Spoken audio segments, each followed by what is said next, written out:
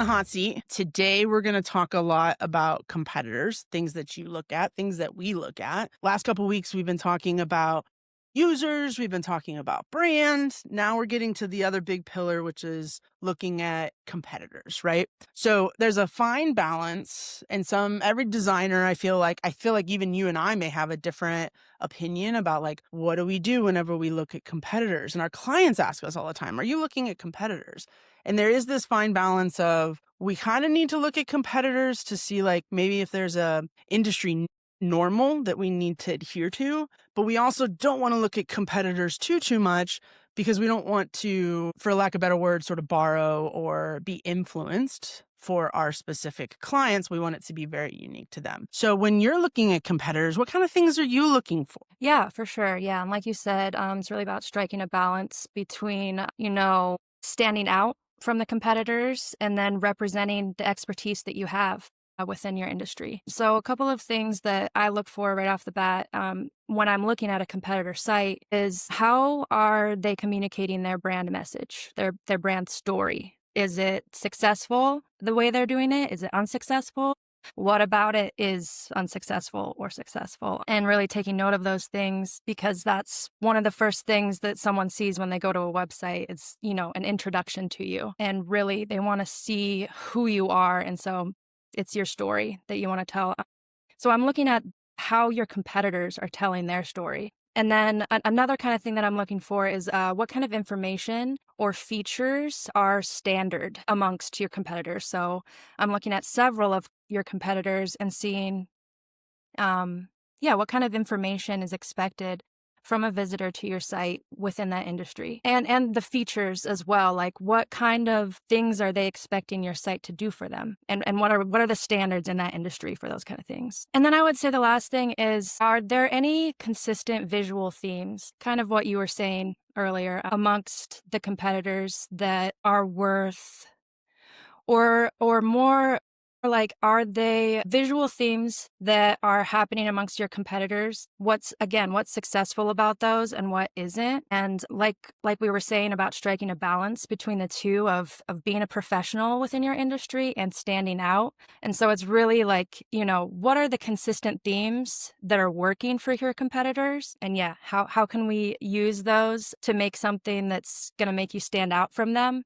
but also fit within your industry visually? Yeah, it's super funny that you say that, right? So like I can remember we had a client who was a CPA, and I was young, and I was like looking at all of their competitors, right? And I'm like, all of these CPAs have green and blue and like these really, like, dare I say, like more like masculine colors, and she was a female CPA, and I was like, let's use red. And the CPA was like, no, what are you talking about? We can't use red. So sometimes, and that's a very simple example of what you're talking about, where sometimes what the industry is doing, there's a reason behind it. And you don't want to swing too far just to be a little bit different from your competitors. And it's not what the industry is used to seeing. Yeah, or expecting, red for a CPA, you see negative numbers, you don't want to be seeing that in that industry. So yeah, makes sense. Right, right. So I will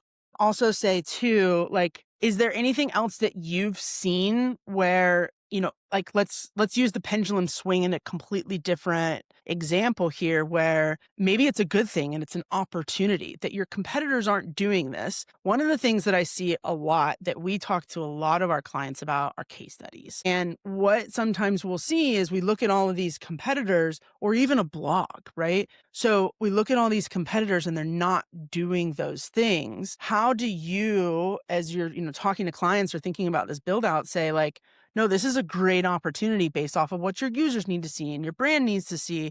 And how do you determine when it's red CPA bad versus like, oh, this is an opportunity for us to stand out? Yeah, that's a great question. I mean, it's really about looking at those competitor websites as a visitor, going to it and really like taking note of my experience on the site, and so not only as a visitor, but as a visitor, um that's kind of like a target what is the word I'm trying to think of? Like, what your target audience is, you know, you're a Yeah. visitor, I'm a visitor going to this site, and I'm imagining myself as the target audience, for this industry, for this website, and so it's about what is working on that website and identifying, like, tools that, are really helpful on the website, features that are, again, like, maybe every competitor that I've looked at has this feature and the client that we're working with doesn't. And so that right there is a good reason to, you know, if this is working for every other site and when I'm actually using the tool and really looking at my experience with it, that's where I say, you know, I think this is really going to be helpful for our client and these are the reasons why because we can we a similar business in this industry is using it successfully basically. Yeah, it's really smart. And I'm thinking specifically about one of our current clients. They're an influencing marketing agency, right? And when we went and we looked at all of the example websites, this is super small, Kate, but like when we went and looked at all of their websites, every single one of them had like this black background to them, right? And this is super simple. There was probably like one that didn't, but like most of them had like this black background, which is cool for some brands, right? Fits. I feel like it's really trendy right now, but like most of them had these black backgrounds. So for us, and I would assume, right, for you, you saw that as a great opportunity of going with more of a natural tone. A would help them stand out from their competition. And then additionally, it fit their brand and how they were wanting to be represented. So in that case, like don't go with the black background. It's not going to fit the brand and it gives us an opportunity of really separating ourselves Yeah, for or sure. separating the client. Yeah, exactly. And it's within an industry, you know, where we kind of have that flexibility. You know, when we're talking about a marketing agency, they're going to have a lot more flexibility with the visuals than like a CPA. So yeah, that needs to be considered as well. If a brand is evaluating their competitors' websites, what's one thing you would guide someone to focus on or pay close attention to? Going back to what I was saying just a little bit ago about, you know, putting yourself in the seat of a visitor where like, you're really paying attention to your experience on the site. Is there anything that is feeling like you're getting hung up on or that like I'm not really able to find this information that I want to find that I'm looking for. And so it's like really basic stuff like that. But beyond that, visually, design wise, if you're looking for inspiration for a site, you know, how do they have their headings? Like, how do they have their headlines styled? What kind of imagery are they using? Is the imagery, so let's say you really like the imagery throughout a site. Go deeper into that. What is it about it that you like about it? Let's say all of the images have this really nice warm tone. So really like thinking about if you have this inclination that you like something, go deeper and see, you know, what it is about that thing that you think works well. Yeah, so experience what visually you're really liking about it, and then um, I would say something that that I run across a lot is a lack of consistency on a website. And so if we've got a website that has just a ton of like brand consistency, consistent elements throughout, I love to find that. So that's the kind of thing that I'm looking for. And so if I'm looking at my competitor site, yeah, that's those are the kind of things I'm looking for. I love your example of really drilling down because sometimes during our discovery sessions, I know we'll throw the most random example websites that have absolutely nothing to do with industry.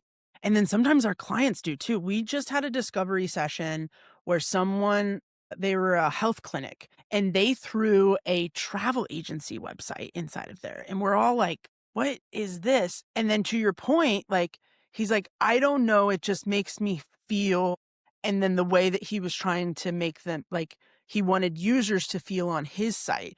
So it's really interesting. I love the competitor analysis, but like even going outside of your industry and drilling down as to why do you like this ice cream shop or this travel agency. Right. Yeah, and that's a really great point. I think I said, when you're looking at competitor websites, but it does not have to be a competitor website when you're looking for inspiration, for sure. I think that's a great point of, yeah, when you're looking at a website for inspiration, it's really like identifying that thing that you really like and then drilling deeper into why that is.